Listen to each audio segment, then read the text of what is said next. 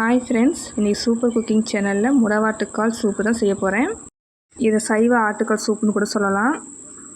முடவாட்டுக்காலை எப்படி க்ளீன் பண்ணுறது, இதில் என்ன மருத்துவ குணம் இருக்குது, என்ன சத்து இருக்குது அப்படிங்கிற ஒரு ஷார்ட்ஸ் போட்டிருக்கேன், அதையுமே பாருங்கள்.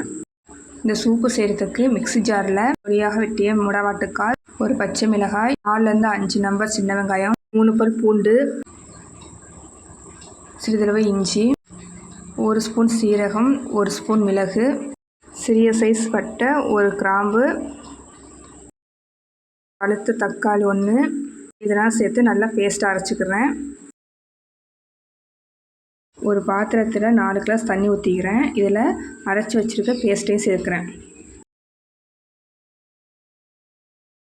சூப்புக்கு தேவையான அளவு உப்பு, 1/4 ஸ்பூன் மஞ்சள், 1/2 ஸ்பூன் கரம் மசாலா சேர்த்து கொதிக்க வைக்கிறேன். 4 கிளாஸ் தண்ணி 2 கிளாஸ் வரும் வர, பச்சை வாசனை போகும் வர நல்லா கொதிக்க வைக்கிறேன். இதில் நறுக்கிய கொத்தமல்லியும் சேர்க்குறேன். இப்போது சத்தான சூப் ரெடி ஆயிடுச்சுங்க. காரம் தேவையில்லைன்னா பச்சை மிளகாய் சேர்க்க வேண்டாம். இதில் உள்ள மிளகுத்தூளே போதுமானது.